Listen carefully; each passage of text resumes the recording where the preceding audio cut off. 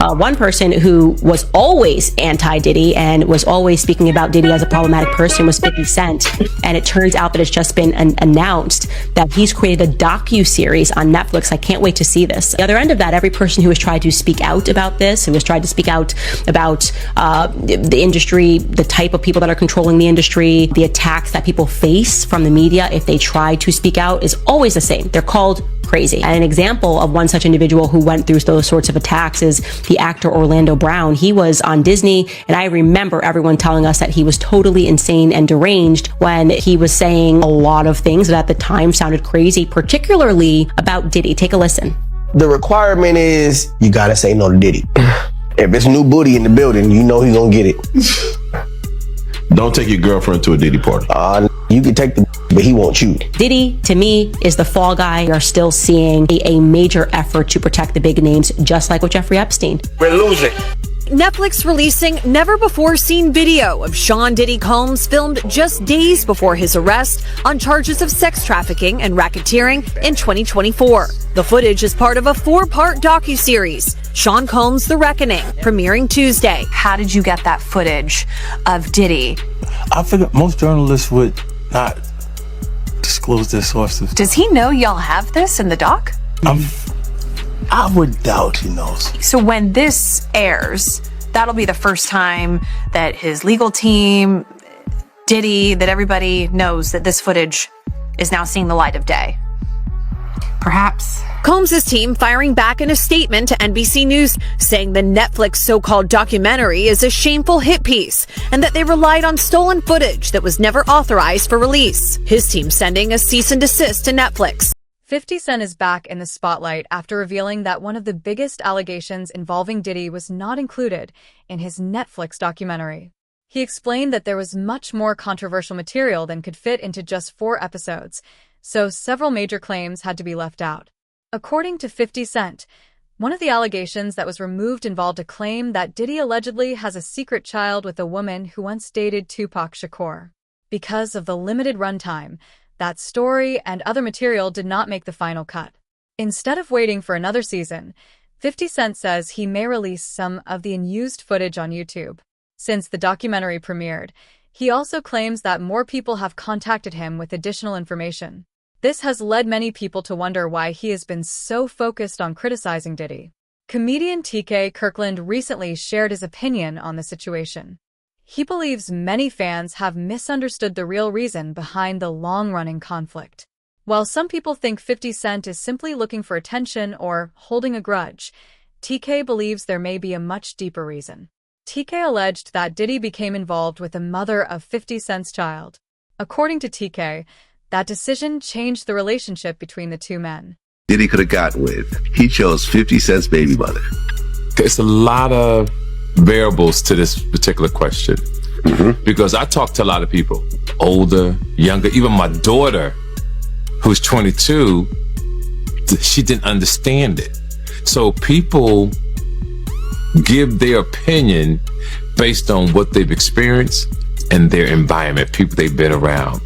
So to the people that understand boundaries and respect, I always tell men you should never date another man's girl if you're not aware of it. If you know. TK said that making such a decision showed a serious lack of respect. He explained that he has never knowingly pursued a relationship with a woman who had previously been involved with one of his friends because he considers that a boundary that should not be crossed. TK also pointed out that Diddy had plenty of choices because of his fame, wealth, and connections. For that reason, he believes Diddy's alleged involvement with the mother of 50 Cent's child was not accidental. In TK's opinion, the situation may have been a deliberate choice, especially given the long-running conflict between Diddy and 50 Cent. He believes it only made their feud even worse. The baby mother of one of his rivals. Exactly. Someone who had been taking shots at him for years. Absolutely. On purpose. And he went after her knowing that they had beef. Right. And slutted her out. Slutted out. Just slutted her out. Slutted out. Having a whole basketball team run a train on her. Totally and did. I just totally the whole agree. thing, right? Totally agree. Right. But his reputation from when he worked at Uptown, I'll be sure's girlfriend. Oh, Kim Porter. Kim Porter. Right. That's his reputation. I'll be sure his baby mother. Baby mama. Yeah. Then, Eric Serum, his friend, the one that had she had his baby, Mia. So he's had a reputation of going after people. Tupac's ex-girlfriend. He got a baby with her too. Exactly. Yeah. So my point that I'm making to the men listening, well, if you don't understand this, then you're just poorly educated and don't really have common sense. It's a no-no. There's no way I would go after Vlad's ex-girlfriend. Right. I'm so loyal that if I met a woman and she said, "Oh yeah, I stay Vlad," I can't with you, baby. Right. I won't even put my, excuse my language, because that's how I move. Other people don't move like that, but you see me in Paris, you see me all over the world. Why would I want to do that to mess up a relationship? Although 50 Cent's documentary has received a lot of attention and positive feedback, not everyone believes it tells the complete story. Gene Deal has made serious allegations, claiming that parts of the documentary were not completely original. He says some of his ideas were used without giving him the credit he believes he deserved. I seen an interview about, he said that he had, a lot of footage had to be down, the documentary had to be downsized. You understand? I don't really believe that, because a documentary is a documentary. And, they could have had 45 minutes, they could have had an hour, to each one of those. You understand? They left out certain things. He said they even left out the one about Sarah Chapman. You understand? And for whatever reason, he probably left out a lot of other different stars too. Situations that they could have spoke about. You understand? I have a problem with the documentary, and I'm just gonna let you know that the reason I have a problem with the documentary is that they know that they took my idea. You understand? They know that when I came to them, I laid out what they should do and how the documentary should be. You understand? She could say whatever she want to say. I talked to those producers before I even talked to her. They wanted to know what I had, what I was bringing, my pictures, all that stuff like that. And I told them about me, Tim, and Kirk. You understand what I'm saying? And how it would go. They did the same thing. This ain't the first time they stole from me, man. If you look at the Notorious Big, if you watch the Notorious Big, that part about the shoes, I had that in my book. And I was talking to K.O. Copeland. He was one of the writers of that movie. And I told him about when I let Big use my shoes at Soul Train Award. You had this old flunky ass dude, Mike B, get on Angie Martinez's show and talk about, yo, Big, he wore mixed max shoes and he went out there and performed. When you go look at the film, when you go look at Big performing that on that show, ain't nothing mixed match about them shoes. There was $800 Maury's, size 14D. Big wore a 14E. E means that his shoes is a little wider than mine. He struggled, but he put them on and he went out there and performed. Those was my Gators that he had on. You understand? They did a little skit trying to disrespect me in the movie. You understand? And they said something about. Gene also addressed speculation that 50 Cent could release more unused footage online in the future. According to Gene, if additional content is released, Diddy may have little ability to stop it. Gene believes that if there had been a real way to prevent the documentary from being released, it would have been stopped before it came out. In his opinion, the situation raises questions about how much influence Diddy still has behind the scenes and whether that influence has started to decline. And if 50 do another one, and I heard he's going to put it on YouTube or do whatever he's going to do, Puff ain't going to have nothing to do with that. Puff ain't going to have nothing to do to try to stop that, because he can't. Because if he could stop it, it would have been stopped. You know why he can't stop it? Because Puff know people right there at Netflix. Don't think he don't. And I don't know if this guy still work for them, but he was part of the flavor unit, Shakim. He was part of the flavor unit. He was good friends. He was cool with Puff and them. Flavor unit and them, Queen Latifah and them, they was cool with Puff. If Puff would have sent the cease and desist over there and they could do it and he had the power and they wasn't right, it would have been done it. You see, it's still rolling, right? It's still going on, right? He ain't got that power no more. You understand? Now, could he sue them because they used his likeness or used them and stuff like that? I don't know. I'm not that versed in they using him.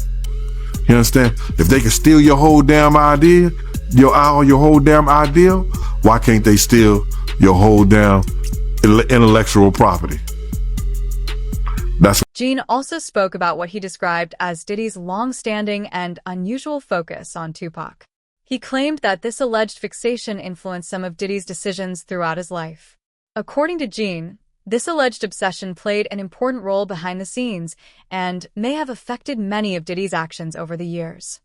I did see the interview that 50 did with Sherry, and he was talking about he didn't release the video about Puff having a kid by Kim Porter's friend, Sarah Chapman.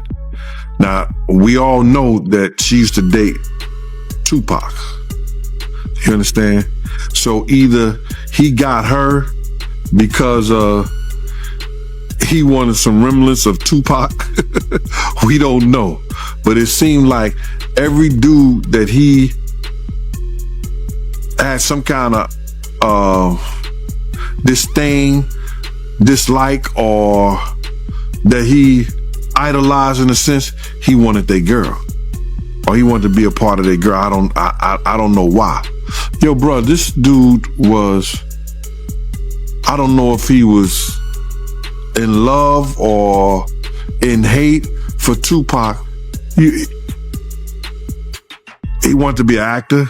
He auditioned for Juice. But Pac beat him out for that Bishop thing. You understand what I'm saying? He wanted to be a part of that. Just go, and not so many years ago, when Puff started getting into that drugs and started using drug stuff, he started revamping some of Tupac's speeches. And if you think I'm lying, go look at the Grammy speech he did. Go look at a couple of speeches he did. It was the same exact words Tupac had said. That he was going to start this whole revolutionary of our people. That's Tupac. Black Lives Matter, the Black Liberation Movement, that was Pac. The Black Liberation Movement. Black Lives Matter? Come on, bro. This dude, everybody know that he had some kind of, I don't want to say disdain taste, but he had some kind of, I don't, jealousy of Tupac, bro. Despite the attention the documentary has received, some viewers believe that important parts of the story were left out. One major criticism is the limited focus on Kim Porter, Diddy's longtime partner and the mother of his children. Although she played an important role in his life, her story received very little attention. Kim Porter passed away unexpectedly in 2018 at the age of 47. Her death was officially attributed to pneumonia. However, speculation and unanswered questions have continued over the years, with some people alleging that Diddy may have been involved. There is no publicly substantiated evidence supporting those allegations. Because Kim spent many years with Diddy, she had a close view of many events in his personal and professional life. Diddy Kim Porter. Absolutely. Why? Because of all the videotapes, because of the book, because of all the people she gave copies of her book to, or at least chapters, because of everything that she had on him, because of the tape that she used to blackmail him into a relationship and into a raise of him being sodomized by Andre Harrell. And I am not saying that allegedly, because I heard her and Kim Noor talking about it in the booth of the bathroom while snorting cane. According to people who knew Kim Porter, she saw many sides of Diddy's life, including his personal relationships, business dealings, and events that happened privately.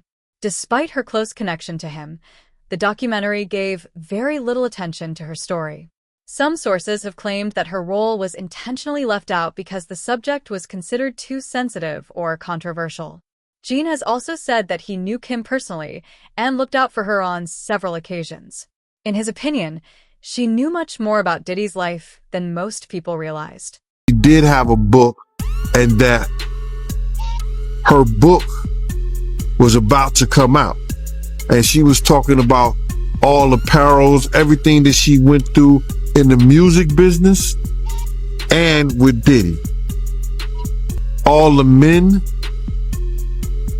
that they slept with together, because there were men that they slept with together. There were swinging times that they slept with together.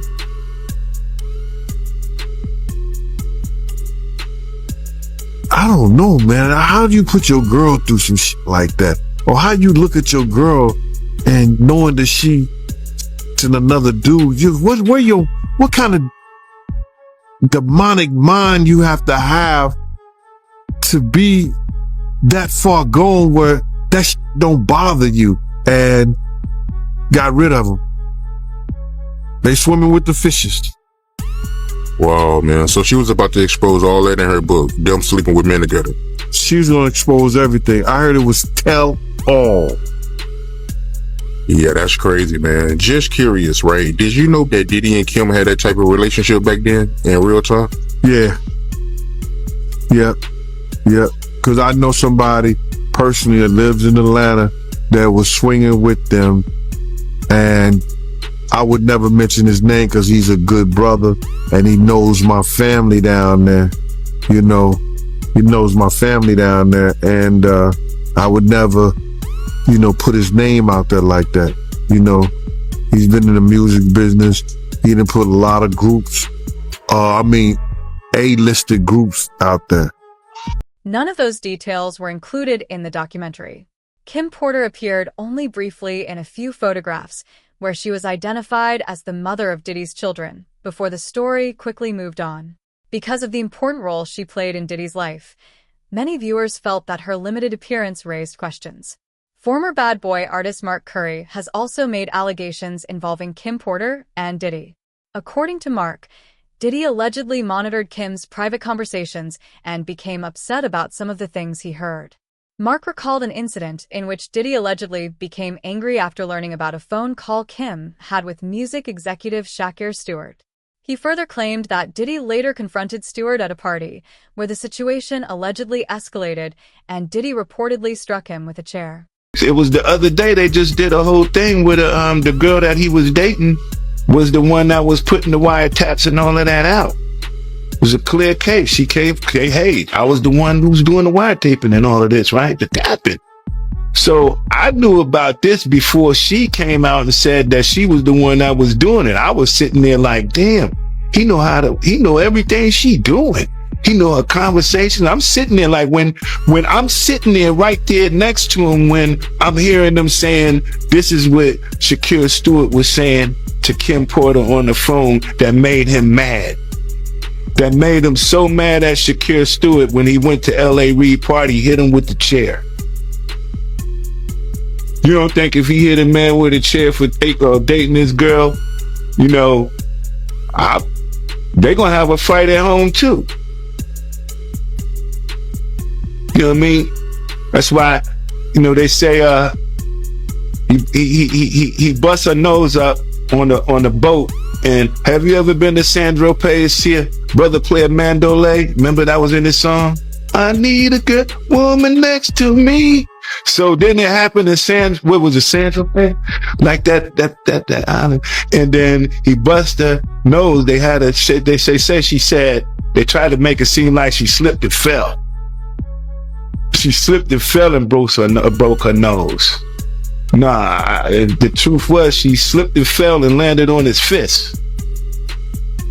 Yeah, but that's what happens when you put your hands on females. I don't really have much respect for a man who's physically abusive towards women, man. I kind of think they be kind of suspect. I'd be like, man, girls fight. According to the narrative presented, this type of behavior was described as being consistent with the way Diddy was portrayed. Another issue that attracted attention was the documentary's limited coverage of Diddy's famous parties. For years, those events were rumored to attract powerful people from the entertainment industry, including celebrities, athletes, and other high-profile guests. Despite that reputation, the documentary provided very little detail about the parties. It did not name many prominent attendees and gave few details about what allegedly happened at those events. For many viewers, these omissions stood out, especially because of Diddy's long history of connections with well-known figures and the fact that many of them have remained silent during the recent controversy. On all his celebrity friends that denounced those allegations and were like, "This is false," and they were saying, "Yeah, should they speak up now?" It's getting a little too late for those who are complicit. Stevie J should be charged. Mary J. Blige should also be charged. Jennifer Lopez should definitely be charged. Jay-Z should be charged. Khaled should be charged.